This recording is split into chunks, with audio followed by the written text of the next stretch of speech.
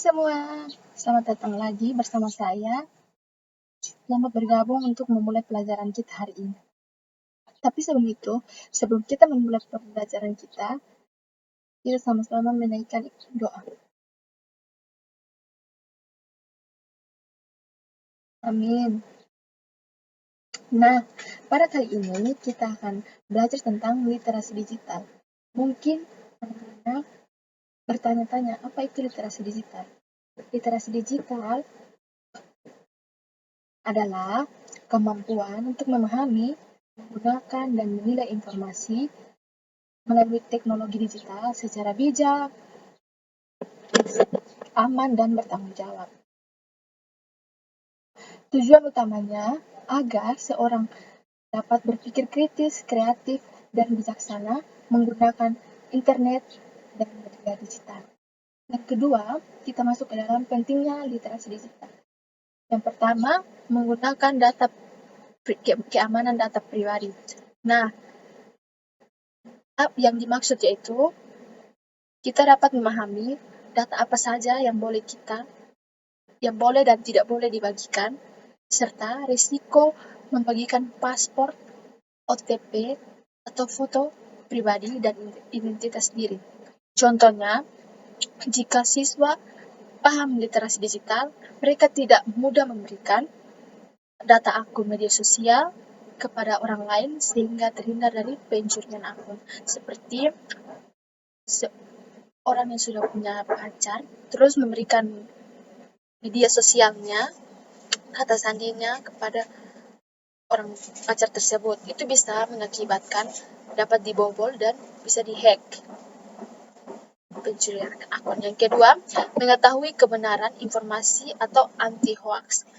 Nah, tidak semua informasi di media sosial itu benar. Literasi digital yang kita pelajari hari ini bisa melatih siswa-siswi untuk mengecek sumber berita apakah sudah benar.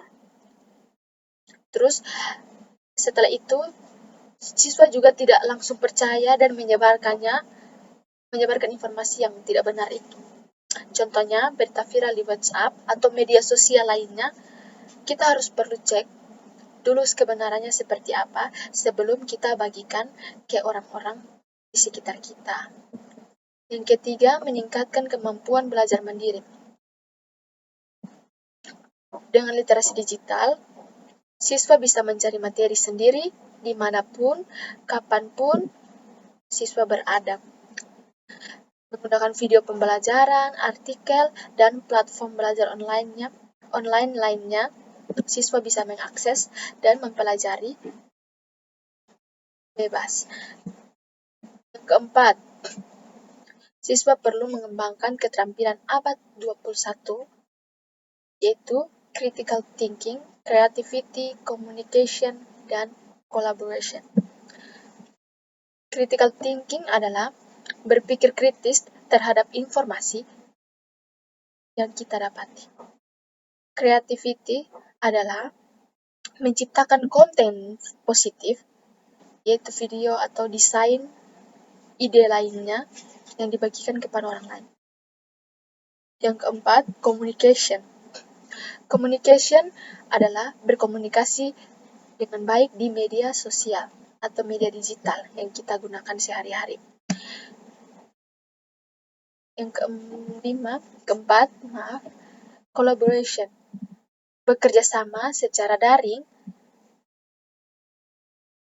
di media sosial. Kita dapat bekerja sama dengan banyak orang. Ini sangat penting untuk dunia kerja dan kehidupan di masa depan. Jadi adik-adik, anak-anak semua bisa mempelajari pentingnya literasi digital. Bagaimana cara menggunakan media sosial, apa saja yang kita harus perhatikan. Dengan literasi digital, kita juga dapat menilai informasi secara kritis dan tidak mudah percaya dengan hoax. Menilai informasi secara kritis yaitu contohnya tidak percaya kepada hoax, mampu membedakan fakta dan opini. Fakta itu sesuatu yang terjadi secara nyata. Opini itu hanya pendapat seseorang. Oke. Contohnya, siswa atau siswi tidak langsung percaya judul berita yang provokatif tanpa membaca isi dan sumbernya. Yang kedua, mengungkapkan media digital untuk belajar dan bekerja secara produktif. Nah, literasi digital mendorong pengguna teknologi untuk hal positif seperti belajar online, mengerjakan tugas, mencari informasi yang bermanfaat, bukan hanya untuk hiburan atau bermain media sosial saja. Yang terakhir, menghindari bahaya dunia maya seperti penipuan, cyberbullying, dan pencurian data. Bahaya yang dimaksud antara lain penipuan online, cyberbullying, pencurian data pribadi, tapi kita bisa mengatasi dengan literasi digital, yaitu dengan siswa tetap waspada, tahu cara melindungi diri di internet. Lanjut kepada elemen utama literasi digital. Menurut Kemendikbud 21, literasi digital memiliki 4 pilar utama, yaitu etika digital. Etika digital yaitu memahami norma dan etika dalam berinteraksi di dunia maya. Contohnya, tidak menyebarkan berita palsu atau hoax. Etika digital artinya cara bersikap yang baik di dunia digital sama seperti sopan santun di dunia maya. Ketika menggunakan media sosial atau internet, kita harus bersikap sopan saat berkomentar di media sosial. Tidak berkata kasar atau menghina orang lain. Menghargai privasi orang lain, tidak menyebarkan berita bohong atau hoax. Contohnya, kalau ingin berkomentar di media sosial, gunakan kata-kata yang baik dan tidak menyakiti orang lain. Yang kedua, budaya digital atau digital culture. Budaya digital artinya kita menggunakan teknologi sesuai dengan nilai dan budaya masyarakat. Teknologi bisa mempengaruhi cara kita berkomunikasi, cara kita bersikap, dan cara kita menghargai orang lain.